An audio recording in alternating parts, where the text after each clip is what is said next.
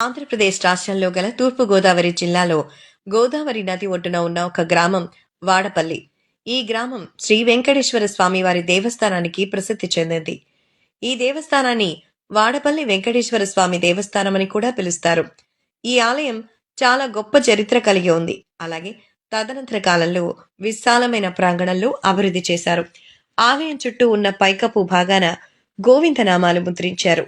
ఆ నామాలు ప్రదక్షిణ చేసే భక్తులకు చాలా ఉపయోగకరంగా ఉంటుంది. ప్రతి శనివారం ఆలయమానం దగ్గర సుమారు 1/2 కిలోమీటర్ పొడవున మేళగా అన్ని దుకాణాలు ఏర్పాటు చేస్తారు. ఈ క్షేత్రంలో 7 శనివారాలు దర్శించుకొని 11 ప్రదక్షిణలు చేస్తే భక్తుల కోరిన కోరికలు స్వామివారు నెరవేరుస్తారని భక్తుల విశ్వాసం. కావున శనివారం రోజున భక్తుల రద్దీ ఎక్కువగా ఉంటుంది.